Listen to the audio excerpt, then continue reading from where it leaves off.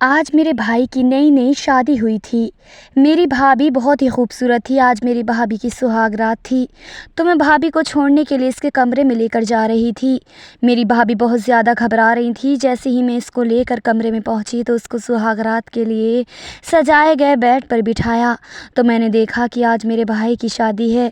मेरी भाभी बहुत ही खूबसूरत हैं। भाभी को इसके कमरे तक छोड़ने के लिए मैं भाभी के साथ कमरे तक जा रही थी। मेरे साथ और कुछ लड़कियां भी जा रही थी। कुछ मेरी सहेलियां थीं और कुछ आस पड़ोस के रिश्तेदार की लड़कियां थीं। भाभी को सजे सजाए बेड पर बिठा दिया। बहुत ही खूबसूरत तरीके से हमने बेड को सजाया था। पूरे बेड पर फूलों की पत्तियां बिखरी हुई थी। मैंने महसूस किया कि जैसे भाभी मुझसे कुछ कहना चाहती हैं। वो खुली आंखों में मुझे इशारा कर रही थी। मुझे बहुत ज़्यादा हैरत हो गई, क्योंकि भाभी की और मेरी पहले से कोई जान पहचान नहीं थी और ना ही कोई दोस्ती थी। फिर भला भाभी मुझसे क्या कहना चाहती हैं?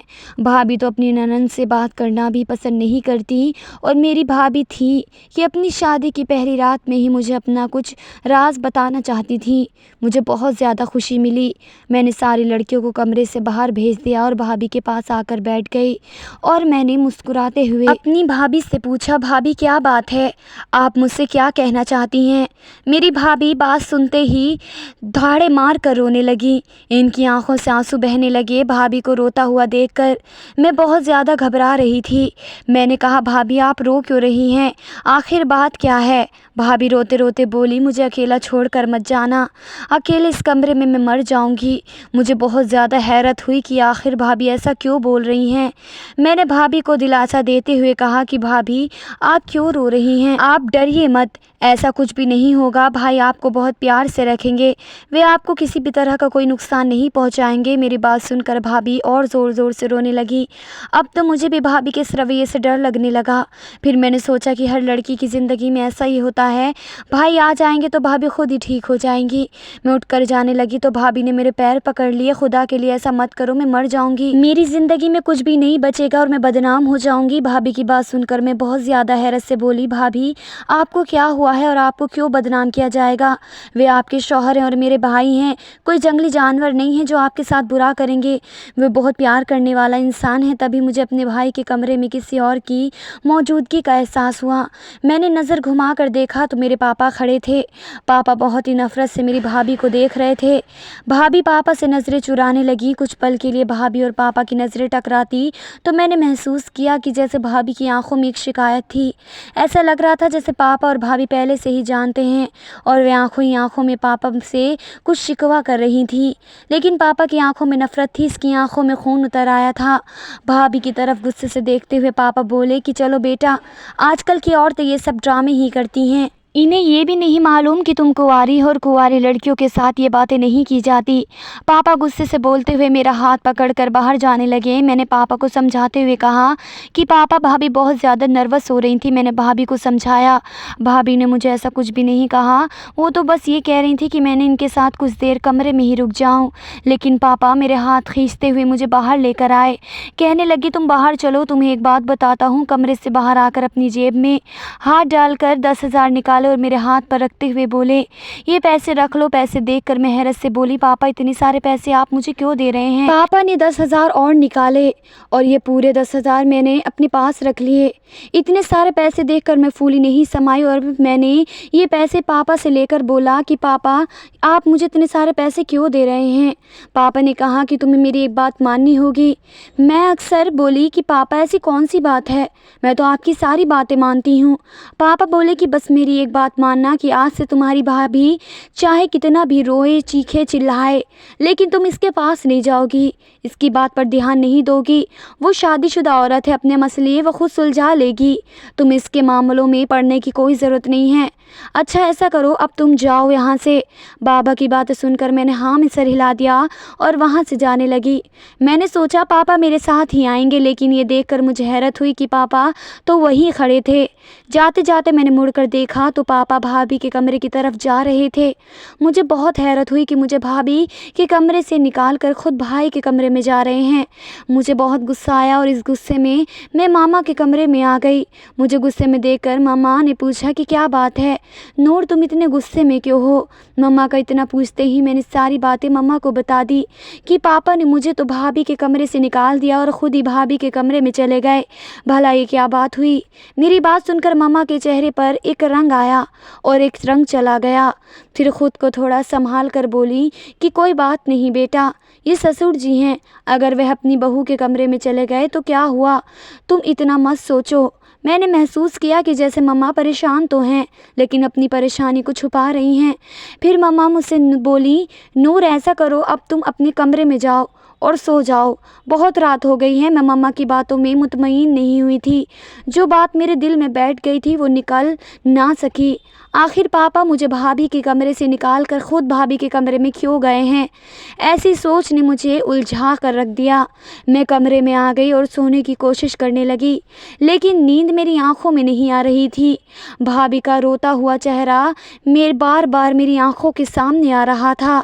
आखिर भाभी इतनी परेशान क्यों थी, वो इतना क्यों डर रही थी। मुझे प्यास लगी थी तो पानी पीने के इरादे से मैं बाहर किचन में आई। बाहर हॉल में देखा तो भाई सोफ़े पर बैठे हुए थे, कुछ परेशान दिख रहे थे और सिगरेट भी पी रहे थे। थोड़ा पास जाने पर मैंने देखा कि इनकी आंखों में आंसू भी थे। मेरे दिल को धक्का लगा। भाई को तो इस वक्त भाभी के पास होना चाहिए था और भाई हॉल में, इसका मतलब भाई भाभी से खुश नहीं है। मुझे भाई से बहुत हमदर्दी हुई। मैं भाई के पास चली गई और भाई से पूछा, भाई आप इस वक्त बाहर क्या कर रहे हैं, आपको तो भाभी के पास होना चाहिए था। मेरी बात सुनकर भाई ने मुझे गुस्से से देखा और बोले, तुम यहाँ क्यों आई हो, यहाँ से जाओ, मुझे मेरे हाल पर छोड़ दो। लेकिन भाई आप ऐसा क्यों कह रहे हैं, मुझे पापा ने नहीं भेजा, मैं तो आपको परेशान देखा इसलिए चली आई हूँ। भाई गुस्से से बोले, चले जाओ यहाँ से। मेरी आंखों में आंसू आ गए। मैं वहाँ से पलटने वाली थी कि तभी भाई बोले, अच्छा सुनो, किचन से माचिस ला दो। मुझे लगा शायद भाई को सिगरेट जलानी होगी इसलिए माचिस मांग रहे हैं। मैं किचन से माचिस ला कर भाई को दे दी लेकिन भाई की हरकत देख कर मैं दंग रह गई। भाई ने माचिस जलाई और पापा के दिए हुए गिफ्ट को जलाने लगे। पापा ने भाई को एक बहुत ही प्यारी सी शेरवानी गिफ्ट की थी शादी में पहनने के लिए और भाई अपनी शेरवानी जला रहे थे। मैं एकदम हक्का बक्का सी रह गई। मैं जल्दी से आगे बढ़ी और आग को बुझाने की कोशिश करने लगी। आग को बुझाते बुझाते मैं बोली, भाई आप ये क्या कर रहे हैं, पापा ने इतने प्यार से आपको ये गिफ्ट किया है और आप इसे क्यों जला रहे हैं। तभी भाई अचानक गुस्से से बोले, चले जाओ यहाँ से, मुझसे कोई भी सवाल जवाब करने की ज़रूरत नहीं है, अभी के अभी मेरी आँखों के सामने से चली जाओ। भाई का गुस्सा देख कर मैं थर थर काँपने लगी और रोते हुए अपने कमरे में आ गई। पूरी रात मुझे नींद नहीं आई। 6 बजे जाकर मेरी आँख लगी लेकिन सुबह 7 बजे मेरी आंख फिर से खुल गई। बाहर आई तो देखा पापा सोफ़े पर बैठे हुए थे। मुझे देखते ही बोले, मैं अपनी बहू के लिए नाश्ता बनाने जा रहा हूँ। असली बेटियाँ तो बहुएं होती हैं, बेटियाँ तो पराया धन होती है। पापा के पीछे पीछे मैं किचन में आई तो देखा पापा भाभी के लिए नाश्ता बना रहे थे। मुझे ये देखकर हैरत हुई कि पापा को भाभी कितनी फ़िक्र क्यों है। मैं पापा से बोली, पापा आप भाभी के लिए नाश्ता क्यों बना रहे हैं और आपको भाभी की इतनी फ़िक्र क्यों हो रही है। मेरी बात सुनकर पापा बोले, वो मेरे बेटे की बीवी है, अगर मुझे इसकी फ़िक्र नहीं होगी तो किसको होगी। तुम्हारी माँ तो वैसे ही जहर उगलती रहती है, क्या भरोसा नई बहू को नाश्ता बनाकर दे दिया ना दे। इतने में मम्मा भी आ गई। वो कुछ भी बुझी सी लग रही थी। मुझे परेशान खड़ा देखकर और पापा को नाश्ता बनाते हुए देखकर मुझे समझाते हुए और टालते हुए बोली, ऐसा करो नूर बेटा, तुम बाहर जाओ, इंतज़ार करो, मैं तुम्हारे लिए नाश्ता बना कर लाती हूँ। घर में सब कुछ बहुत ही अजीब हो रहा था, मुझे कुछ समझ में नहीं आ रहा था। मेरे सर में हल्का हल्का दर्द भी होने लगा। मैंने अपने दिमाग से सारी बातें निकालते हुए अपने सर को झटका और अपने कमरे की तरफ बढ़ने लगी कि तभी अपने कमरे से भाई और भाभी के निकलते हुए देखा। भाभी ने सफ़ेद रंग के कपड़े पहन रखे थे, कोई श्रृंगार नहीं किया था। भाई का चेहरा भी उतरा हुआ था। भाभी को देखकर मुझे धक्का लगा। नई नवेली दुल्हन की तो कोई बात ही नहीं थी। भाई और भाभी जाकर नाश्ते के टेबल पर बैठ गए। मैं कमरे में जाने के बजाय नाश्ते की टेबल पर आकर बड़ों के बराबर में बैठ गई। अभी मैं पूरी तरह से बैठी ही नहीं थी कि तभी पापा गुस्से से बोले, नूर मैंने रात में तुम्हें क्या समझाया था कि तुम इस मामले से दूर रहना। तुमसे मैंने कहा था ना कि अपनी भाभी से दूर रहना, इनके पास बैठने की कोई ज़रूरत नहीं है। तुम्हें मेरी बातों का असर नहीं होता। शरीफ लड़कियाँ ऐसे नहीं होती। सकती। इनके माँ बाप जो बात कहें इन्हें मानना तुम्हारा फ़र्ज़ है। पापा की बात सुनकर भाई ने बहुत ही गुस्से में पापा की तरफ देखा और बोले, पापा आप इतने भी शरीफ नहीं हैं। पापा ने भाई की बात तो सुनी लेकिन इसे अनसुना कर दिया। मैं उठी नहीं, बैठी रही और नाश्ता करती रही। अभी नाश्ता करते हुए 10 मिनट ही हुए होंगे कि तभी बाहर दरवाजे पर किसी ने दस्तक दी। बाहर दरवाजे पर दस्तक का होना था। भाभी के चेहरे पर हवाइयाँ उड़ने लगी। इनका चेहरा एकदम से सफ़ेद पड़ गया। दरवाज़ा खोलने के लिए भाई और पापा गए। पीछे पीछे भाभी भी चली गई। मैं भी इनके पीछे पीछे जाने ही वाली थी कि मम्मा ने मुझे रोक लिया और बोली, तुम्हारे पापा ने क्या कहा था कि ज़बरदस्ती बड़ों के बीच में टांग अड़ाने की कोई ज़रूरत नहीं है। यहीं पर बैठे रहो, नाश्ता करो और अपने कमरे में जाओ। पापा भैया और भाभी को बाहर गए 15 मिनट हो चुके थे लेकिन अभी तक वे नहीं आए थे। पता नहीं इतनी देर तक क्या बातें हो रही थी। पता नहीं ये आने वाला इंसान कौन था। मम्मा चुपचाप बैठी नाश्ता कर रही थी जैसे इन्हें कोई इस बात से फ़र्क ही नहीं पड़ता। अभी थोड़ी देर और गुजरी थी तभी मुझे भाभी की ज़ोरदार चीखें सुनाई दी। मैं एकदम से उठकर बाहर की तरफ भागी कि तभी मम्मा ने मेरा हाथ पकड़ लिया और बोली, नूर तुम्हें एक बार मैं समझ में नहीं आता, तुम्हें इस मामले से दूर रहना है। मैं परेशान सी हो गई और बोली, पता नहीं भाभी को क्या हो गया है, वे क्यों चीख रही हैं, हमें बाहर चलकर देखना चाहिए। मम्मा मेरी बातों का कोई जवाब नहीं दे रही थी, बस चुपचाप आंसू बहाए जा रही थी। मेरे चीखने चिल्लाने पर बस इतना बोली, नूर मैं कुछ नहीं कह सकती, मुझे अपने घर को बचाना है, इसे तोड़ना नहीं है, मैं मजबूर हूँ। नूर मैं कुछ नहीं कर सकती। पापा ने और भाई ने बाहर से दरवाज़ा लॉक लगा दिया। मैं दरवाजे को ज़ोर ज़ोर से पीट रही थी लेकिन कोई दरवाज़ा नहीं खोल रहा था। भाभी की चीखें अब और ज़ोर से आने लगी थी। वो बार बार ज़ोर ज़ोर से चीख रही थी। 2-3 घंटे के बाद पापा ने दरवाज़ा खोला और तीनों अंदर आए। भाभी भी अपने कमरे की तरफ चली गई। मैं भाभी के साथ साथ इनके कमरे में जाने लगी तो पापा गुस्से से बोले, इस बेलगाम औरत के पास जाने की कोई ज़रूरत नहीं है। इस बारे में मैं भी ज़रा गुस्से से बोली, पापा आप ऐसा क्यों कर रहे हैं, आप भाभी को बेगैरत क्यों बोल रहे हैं। पापा ने मेरी बात का कोई जवाब नहीं दिया और अपने कमरे में चले गए। मैं गुस्से से बोली, इस घर में सुकून नाम की कोई चीज़ नहीं है, किसी को कुछ रहम आता ही नहीं है। ये कहते हुए मैं कमरे में आ गई लेकिन मुझे भैया भाभी की टेंशन हो रही थी और सबसे ज़्यादा भाभी की टेंशन हो रही थी। सब घर में सब लोग इधर उधर हो गए तो मैं चुपके से दबे पाँव भाभी के कमरे की तरफ आई और भाभी से मिलकर पूछना चाहती थी कि आखिर भाभी इतना क्यों चीख रही थी, सुबह हमारे घर पर कौन आया था। लेकिन जब मैंने भाभी के दरवाजे को धक्का दिया तो वह अंदर से बंद था। मैंने कई बार छुपके से भाभी को आवाज़ लगाने की कोशिश की लेकिन भाभी ने दरवाज़ा नहीं खोला। मैंने कान लगाकर सुनने की कोशिश की तो अंदर से भाभी की सिसकियों की आवाज़ें आ रही थी। मैं भाभी को दोबारा आवाज़ लगाने ही वाली थी कि हमारे बाहर वाले दरवाजे पर किसी ने दस्तक दी। मैं बाहर का दरवाज़ा खोलने गई तो देखा हमारे मोहल्ले की एक औरत खड़ी थी। इसके चेहरे पर मुस्कुराहट थी। मुझे देखकर बोली, नूर बेटा तुम्हारी मम्मा कहाँ हैं। ने इस औरत को अंदर ले आई और इसे सोफ़े पर बिठाया और मम्मा को आवाज़ लगाई। मम्मा भी इसके पास आकर बैठ गई। इधर उधर की बातें करने के बाद फिर औरत ने पूछा, तुम्हारे घर में क्या बात हुई थी, तुम्हारी बहू के चीखने की बहुत सी आवाज़ें आ रही थी, भला ये कोई बात है, शादी को 2 दिन भी नहीं हुए और तुमने ये तमाशा शुरू कर दिया। इस औरत की बात सुनकर मम्मा बोली कि मैं इस मामले में कुछ नहीं कह सकती, यह मेरे शौहर का मामला है, वे खुद ही इसे सुलझा लेंगे। मम्मा की बात सुनकर वो औरत बोली, अरे बाजी ये क्या बात है, तुम्हारे शौहर का मामला कैसे हो गया, ये तो तुम्हारे बेटे का मामला है, तुम्हें भी इस मामले को कुछ सुलझाना चाहिए। मम्मा आगे नहीं बोली और चुपचाप उठकर अपने कमरे में चली गई। वे औरत भी मुँह बनाती हुई वापस अपने घर पे चली गई। मैं मम्मा के पीछे पीछे आई। कमरे में आकर देखा तो मम्मा बैठी रो रही थी। मैं मम्मा के पास आई और इन्हें चुप करवाने की कोशिश करने लगी। मम्मा क्या बात है, आजकल इस घर में ये क्या चल रहा है, कोई मुझे कुछ बताता क्यों नहीं। मेरी बात सुनकर मम्मा बोली, मेरे तुम अभी छोटी हो, इस मामले में मत पड़ो, तुम्हारे पापा सब कुछ संभाल लेंगे। इतना कहकर मम्मा चादर ओढ़ कर लेट गई। कुछ देर तक मम्मा के पास बैठी रहीं, फिर बाहर आ गई और बाहर सोफ़े पर आकर बैठ गई। मुझे 5 मिनट गुजरे हुए थे। भाभी अपने कमरे से बाहर आई, फिर मुझसे बोली, मुझे पेपर और पेन दो। भाभी आप पेपर और पेन का क्या करोगी, मेरे पूछने पर भाभी मुझे गुस्से से घूरने लगी। मैंने चुपचाप भाभी को पेपर और पेन ला कर दे दिया। वो लेकर भाभी कमरे में चली गई और दरवाज़ा दरवाज़ा बंद कर लिया। मैं भी अपने कमरे में आराम करने लगी। घर में क्या चल रहा था मुझे कुछ भी समझ में नहीं आ रहा था। शाम को भाई ऑफिस से आए तो उनका मुंह लटका हुआ था।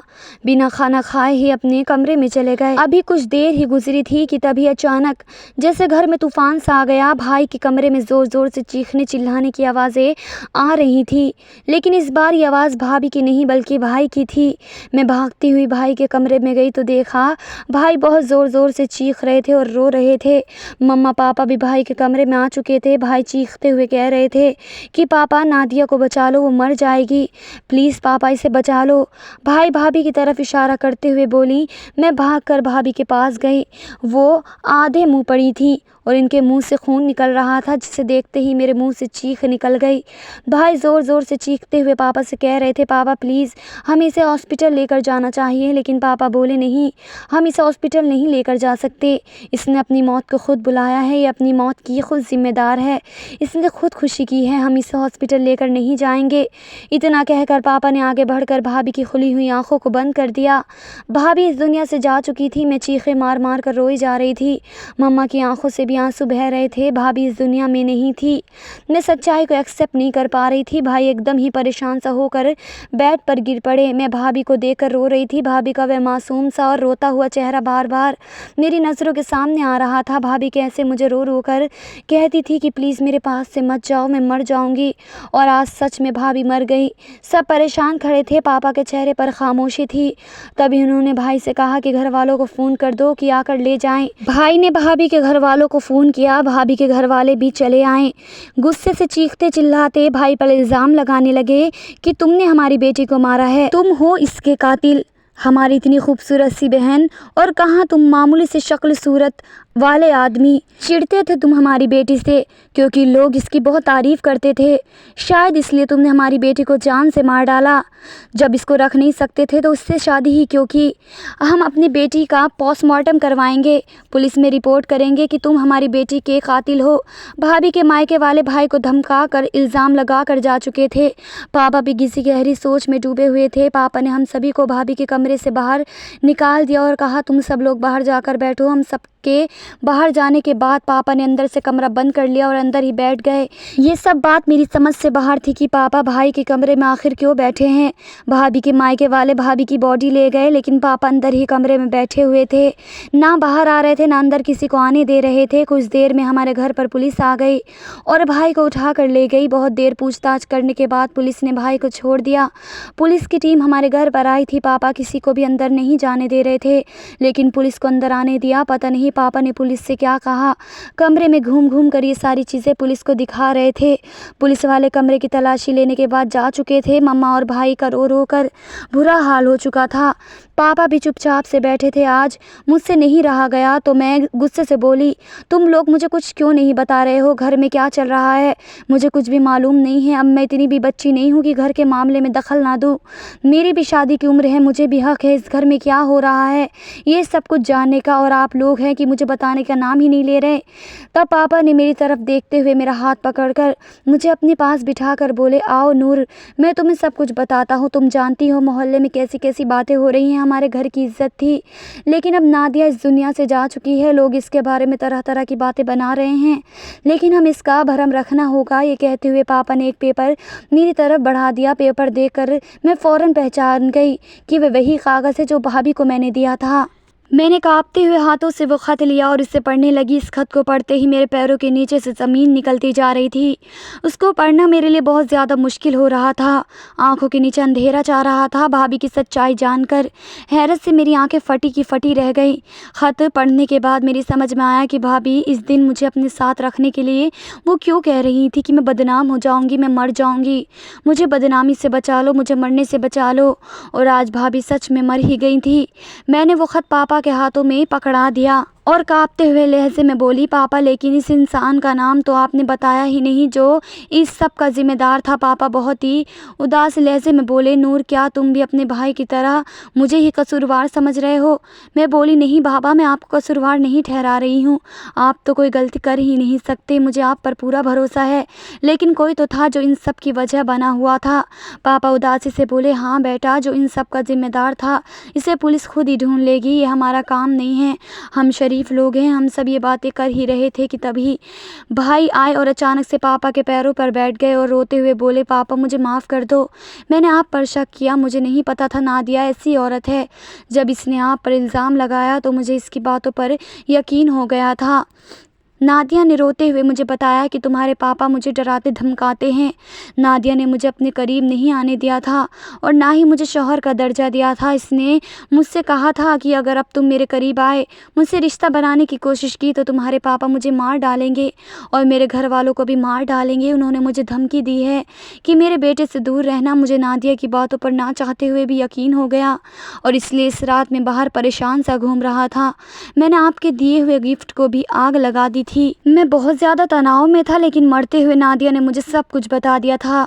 तुम्हारे पापा बेगुनाह हैं, तुम्हारे पापा को तो मैं जानती भी नहीं थी, बल्कि मेरा रिश्ता तो मेरी एक दोस्त से था। वह मेरे साथ मेरे कॉलेज में ही पढ़ता था। हम दोनों को आपस में प्यार हो गया और हम दोनों मियाँ बीवी की तरह रहने लगे थे। शादी नहीं हुई थी, लेकिन जल्द ही शादी करने वाले थे, लेकिन तब तक तुम्हारी शादी मेरे साथ हो गई। नादिया ने बताया कि इसका बॉयफ्रेंड इससे अब धमकाने लगा था। इसने कहा था कि अगर अब तुमने अपने शौहर के साथ रिश्ता बनाया तो मैं तुम्हें जान से मार दूंगा।